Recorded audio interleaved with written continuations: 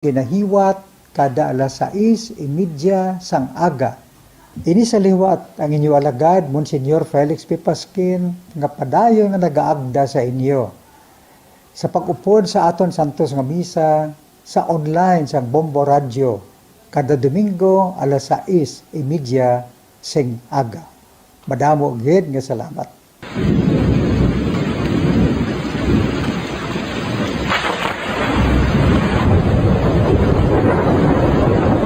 Tiempo tigululan na naman mga kabombo. Ang ikayong lawas ng tanan aton gid halungan. Gani likawan nga mabasa sa ulan agud makalikaw man sa balatian. Yari ang mga bombo tips sa tion sang tig-ululan.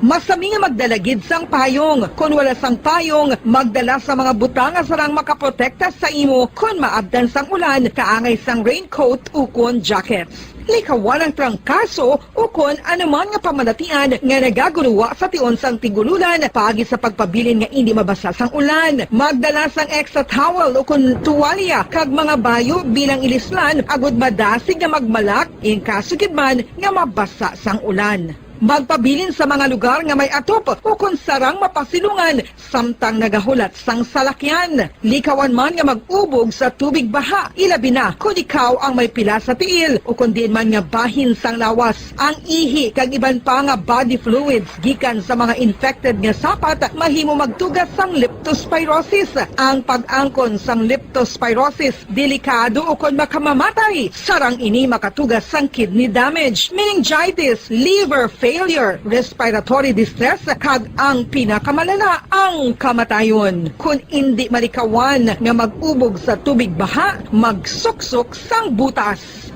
Mga kabombo, ini pila lamang sa mga panumdum gikan sa Bombo Radio Bacolod sa tion sang tig-ululan. Para sa Pambansang Radyo ng Pilipinas, consistent overall number 1 sa Bacolod, Basta Radio. Bombo!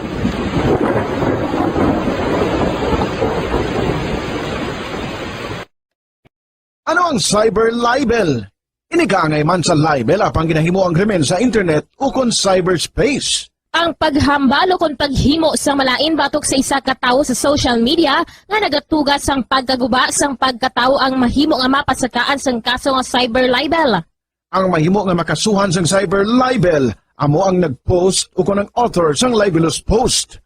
Ang mga nag-like o kung nag-share sa mga post ng hindi mahimo nga makasuhan, magluwas lang kung may malaing nga tinaga nga nag-aatake sa isa ka tawo ang nakabutang sa caption. Sa pagpasaka sang kaso, kinahanglan nga magpadulong ang tagreklamo sa National Bureau of Investigation Cybercrime Unit.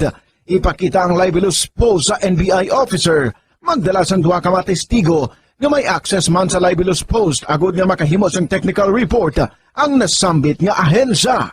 Ang sinuman nga mapamatud-an nga nakasala sa cyber libel ang mapreso sa minimum period nga 6 ka tuig kag 1 ka adlaw tubtob 8 ka tuig, samtang kon medium period humalin 8 ka tuig kag 1 ka adlaw tubtob 10 ka tuig.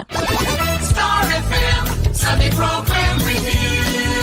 Your perfect Sunday entertainment starts off with a countdown of the top 10 hits all over the country in the Perfect 10 Countdown at 6 p.m. At 7 p.m., more of today's hits are featured in Sunday Night Sweet. At 8 p.m. End the day with your mellow favorites and it's all for you in the evening. And with the Holy Rosary as you look up to God in prayer. All these great music with the latest news and information in the top of the hour news and the Holy Mass this Sunday on Star FM. Sunday Program Review on Star FM.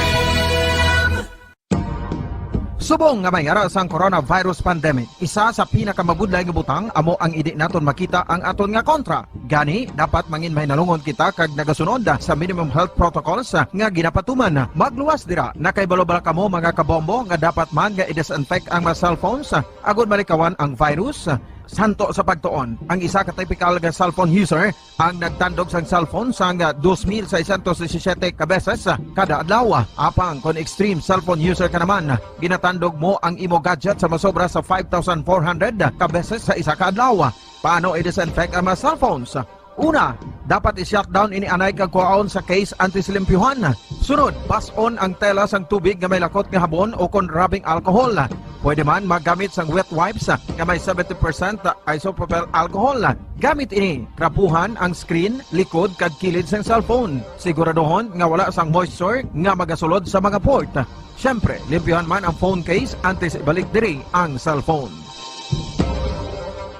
Ito ang maayo nga pamatasan. Ang mga tawo nga may maayo nga pamatasan, nakaibalo kung ano ang husto kag sala. Ang ila pamatasan wala nila ginabase sa ila ginabatyag, kundi ginabase nila ini sa mga husto nga prinsipyo. Bisan wala pa sa makakita sa ila. Itudlo sing maayo kung ano ang husto kag sala sa mga kabataan. Maggamit sing mga tinaga nga nagapakita kung ano ang husto kag sala sa adlaw-adlaw nga mga sitwasyon. Itudlo sa ila ang kinalain sang tampad sa hindi tampad, sang matutom sa hindi matutom, sang kaayo sa kapintas. Sa ulihi, matun-an sang imo bata ang mga butang nga maayo himuon, kag ang mga butang nga malain nga hindi niya dapat paghimuon. Ipaatag kun nga ang maayo o kun malain ang isa ka butang.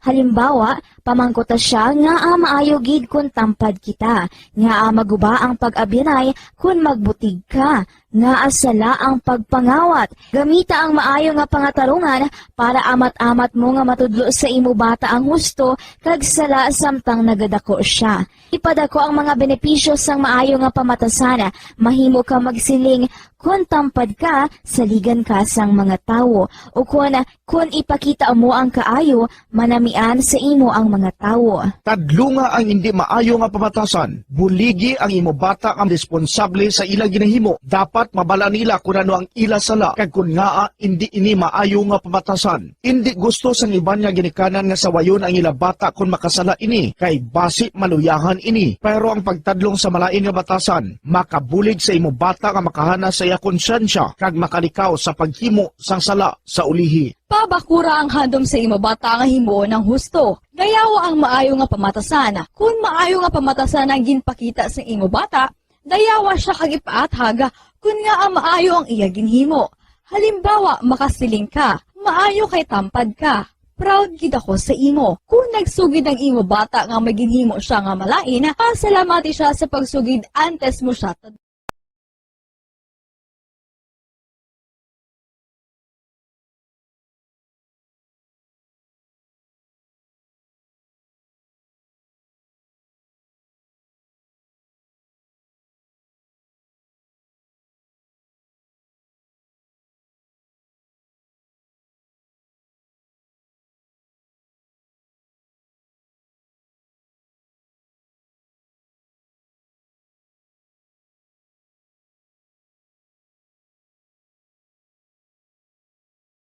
Nakahibalo-bala ka mo nga sunod sa latest statistics ng World Health Organization o kung WHO nga kapinakaroon sa 800,000 ka mga tawang nagakapatay kada tuig bangod sang paghikog. Kag ang suicide among isa sa mga leading causes sang kamatayon sa mga pamatanon nga nagapangidaron sang 15 tub-tub 19 anyos. Paano naton mabuligan ang aton mga teenagers in distress o kung mga pamatanon nga makabig suicidal? Yari ang pila ka mga tikang mangin sensitibo sa mga tawo nga ginaduha-duhaan nga may plano nga mag-suicide. Kung may maobserbahan o kung makitaan nga mga senyales, hindi ni pagbaliwalaon ilabi na kung makitaan nga depress ang pasyente. Maghatag sang panahon nga kamustahon ini, istoryahon kag pamatian kung ano ang mga hibubunot sini kag kung ano ang mga yara sa balatyagon sini. Listen non-judgmentally. Kung masanag ang senyales nga may plano ini nga utason ng kabuhi, ikaw nga nakahibalo dapat nga hindi ini pagsekretohon. Mangayo sang bulig ilabi na gid sa mga ginikanan sini. Hindi pagbayaan ang natungdan nga nagahisahanon and seek immediate support from health services. Suicide is preventable. Magmangin sensitibo kita sa atong isig kapareho kag handa nga maghatag sang panahon kag bulig kung ginaginahanglan. Mga kabombo, yari si Monsignor Felix Pasquin sang Our Lady of Candles Parish Capitol Heights sa iya imbitasyon sa pag-upod sa Santos nga Misa live sa Bombo Radyo. Sa aton mga kabombo, tungod sa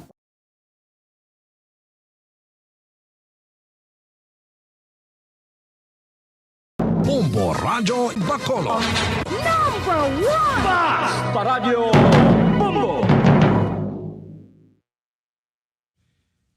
Sang una ko ikaw nga nakita, naglaom ako nga nagtalang ako. kag nakasulod sa isa ka matahom nga dalamguhanon. Ikaw ang babae nga madugay ko nga ginapangita kag ginahulat. Nagpangako ka nga kamatayo lang ang makapabulag sa imo kag sa akon. Apang karon, ina lang ang masiling mo. Sorry. Sorry. Nga. I am so sorry. Okay, just go. Apang hindi na magbalikin.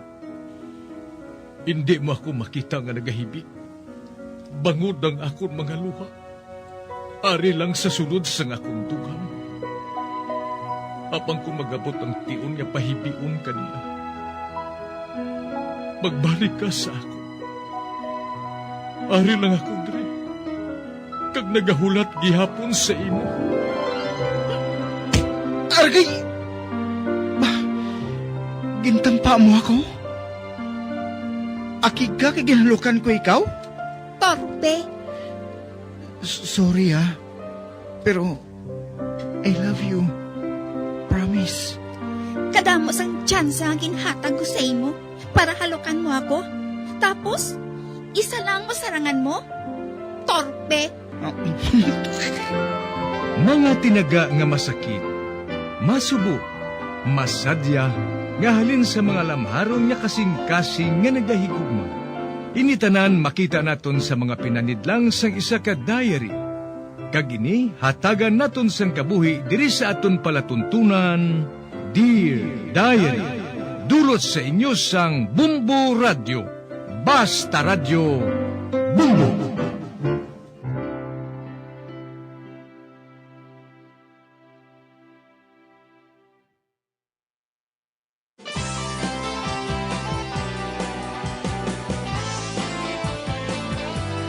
Kagkaron sa kasugpon sang sulat nga ginpadala sa aton diri sa palatuntunan, Dear Diary.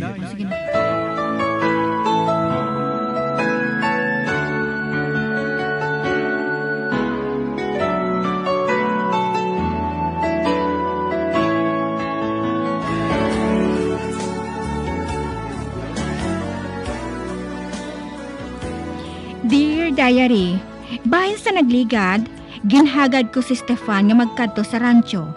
Apang ante sina, naghapit kami anay sa isa ka restaurant para nga magpamahaw. Kag tungod wala ako sang dala nga cash, nag-withdraw anay ako sa ATM. Kag ginupod ko man si Stefan. Sa pagpadayon ko pagid.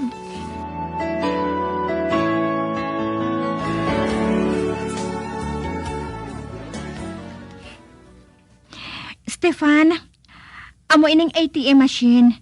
Dili kita makuha sang kwarta. Diri? Daw dako man lang ini nga baksa. Aring akon card ho. Igulo ko ini. Agod nga makakuha kita sang kwarta. Magtanaw ka ha? Ari na ho. Nagulo ko na. Kag i-type ko diri ang akong nga PIN number. Pareho siniyo. Nan, ara na. Nan? Bah, ano ina? Meli? May, ang kwarta ninyo? Nagaguluha lang ang kwarta ninyo sa machine ngayon na Oo, nag-withdraw ako sang 10,000. Kag makabayad na kita dito sa gin-order naton karon. Dali na Ba? Wala na siya nagkahulag? Nagatulog lang siya sang maayos sa ATM machine? Stefan, dali na. Ate ho, pero Meli, ano na lang kung kawaton ang ATM machine nga ini? Wala sa makawat sina. Kung may ara gid man, may gwardya man nga nagabantay. Pero nga mo sina, ha? Nga makakuha ka sang kwarta sa machine nga ina, sang amo lang sina kahapos? Magkahangop ka gid sa pila ka adlaw. Makahangop ka kay Stefan. Nakahibalo ako nga madali ka nga makahangop. Bangod maalam ka eh. ATM machine. Oh, Mili, amo ining pinakamakatilingalang nga nakita ko diri. Amo ini, Mili.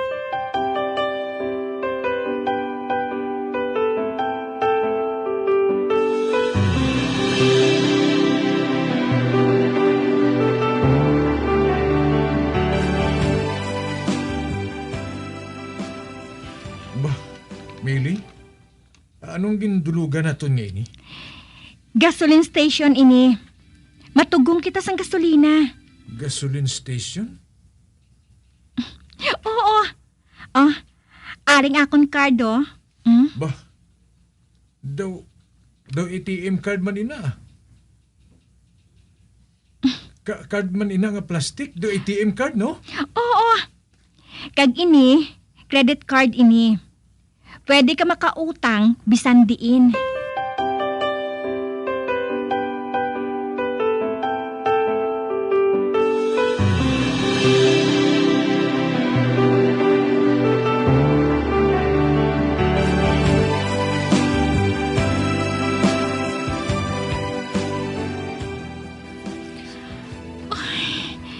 Nakita ko nga masami na lang nagkapalibog si Stefan. Ano ay hanang niya ginapaliban? Ba? Ang akong kulintas. Nabatsyagan ko nga nagainit sa liog ko. Kag napiyaran ko. Ito wala sang ganas siya subong nga maghulit sa akon. Kangayan. Ba? Ara! Nagtudo na gid ang paghulag sang akong kulintas. Kaaman! Diyos ko! Ano naman ay yan ang gusto nga matabos ang kulintas nga ini? Di naman niya ako dalon. Ay, sa pamatsyag ko. Nagatiyog ang balay. Nagalingin ang ulo ko. Kag doon sa nagalinupad ang mga kasangkaapan.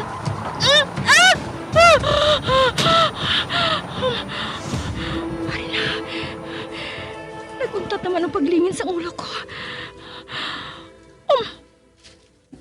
Kag nakita ko naman ang akong kaugalingon. Hindi. Ari ako sa dalan. Sa dalan pa kadto sa roaming house ni Miss Ella. Ba? May nakita ako nga nag-agi sa balay nga ini. Ba? Si Miss Alice ina. Ang babae nga ginhatagan ko sang bulong. Kay nagasakit ang puso niya. Bangod sa iya nga period. Ari siya? Mili! Mili! Ba, nakita niya ako. Hulaton ko siya. Uy! Kamusta ka na, Mili? Maayo man ah. Ikaw? Ay, maayo man ah. Kaghuo gali. Di na si Stepan? Ate, kwan? Ay, matuod ba lang agin palagihan ka ni Stefan? Ha? Sino ang nagsiling sina? Si Miss Ella. Ay, amo gali. Siling niya. Ginbayaan ka kuno ni Stefan. Nadula siya kuno. Kagdason nadula ka man. Kag nagsiling si Miss Ella, may ginhimo ka kuno nga wala niya maluyagan. Kag amo ina, nga ginpalayas ka ni Miss Ella? Anong ginhimo ko nga wala niya maluyagi? Gin-blackmail mo kuno ang iya, amay? Ano? Oo. Amo inang ginsiling niya. Ay, ano nga gin-blackmail? Nagsiling si Miss Ella nga nagapaduding ka kuno kay sir. Hindi siya kuno sa imo. Kag nagsiling siya nga ikaw kuno nagapamilit kay sir. Nga kun hindi ka kuno magpasugot, isugid niya sa tanan nga malain ka nga babayi. Kita mo, nagapantalon ka nga daw sa lalaki, kag nagasugal ka pa. Amo na nga ginpreso ka ni Stefan. Alice, salamat gid sa imo ha. Sige, malakat na ako. Uy, din ka makadto. May ginadayunan ka bala dire? Nagapangita pa ako sang saranggo nga madayunan. Ay, amo gali. Oo, Alice. Sige amo na ako. Ay, amo gali nang ilagin hambal batok sa akon. Kagay Stefan. Apa nga agin palit pa ako diri sang kulintas. Nga gusto na. Mabalik ako kay Jonah kag Jonathan. Nakahibalo ako. Naara pa sila sa ila balay nga bato. Dito ako makadto.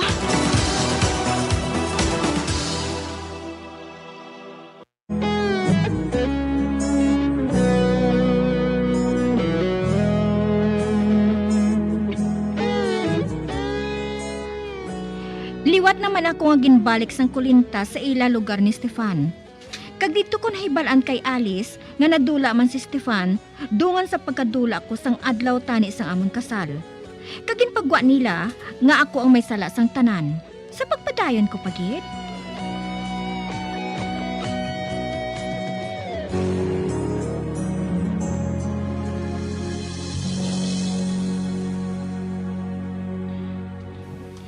Ay, salamat.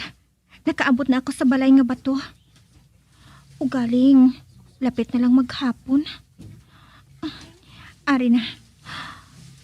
Bay, siradong bintana kag ang puwerta. Wala bala dira si Jonah kag si Jonathan? Ay, makadto na ako sa kay Miss Roberta. Base ko nakahibalo siya, kundi si Jonah kag si Jonathan.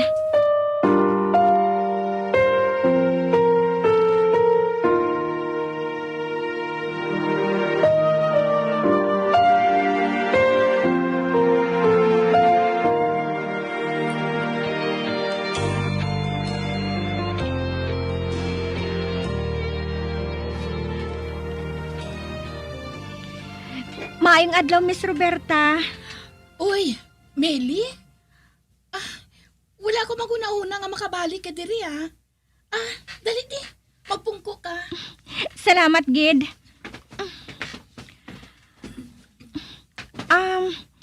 Miss Roberta, nakabalik si Jonah kag ang iyabana sa balay nga bato? Wala ako sa may nakita nga tao dira. Sugod sa magpauli ka, Meli. Amo gali? Nakamalalay kami ni Helen. Ang kabulig dira ni Jonah. Nagsiling siya. Nga nagpauli dira si Jonah kag ang iyabana. Apang madali man lang sila.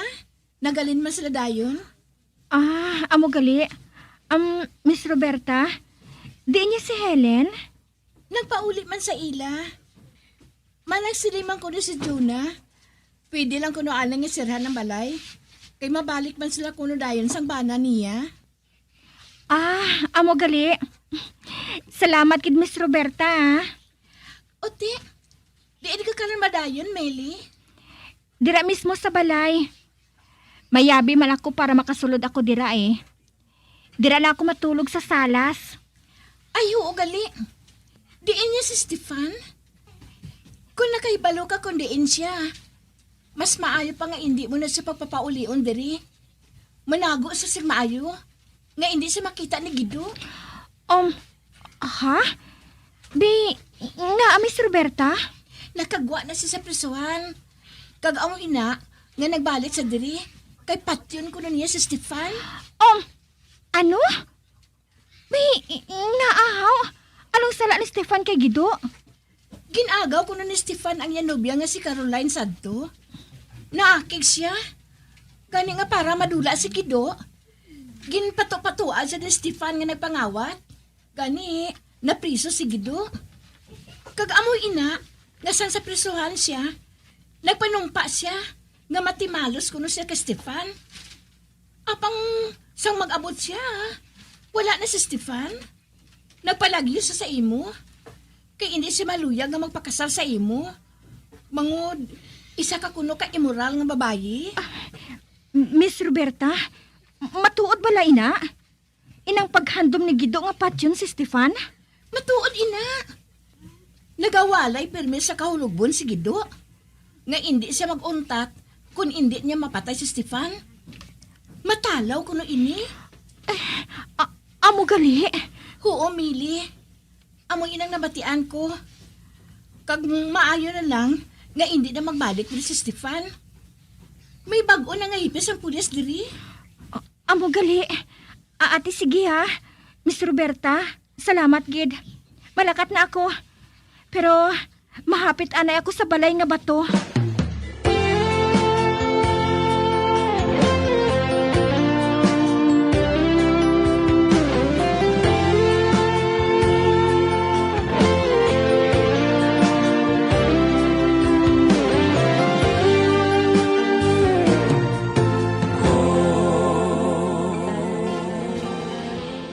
Diri ako mapaligad sang gabi sa balay nga bato. Nakahibalo ako nga may stock sang pagkaon diri. Kaya nag-a-star diri si Jonah kasi Jonathan. Apang nagsaylo naman sila. Permi lang sila nagabakasyon nga mag-asawa. Kag wala gid ako magkunauna. Nga kalain gali sang akong reputasyon diri. Kagkaroon lang ako makabati sang parte ka Caroline kay Stefan. Matuod ayan, ina. Apang hindi ako magpasugot nga patyo ni Gido si Stefan. Hindi mahimo, ina. Kinahanglan punggan ko siya. Tubtob nga may mahimo ako.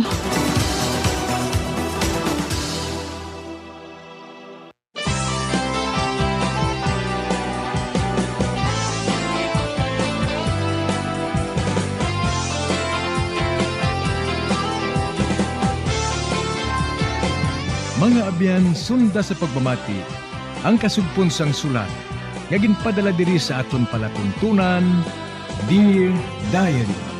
Padamo gid nga salamat. Basta Radyo Bumbum.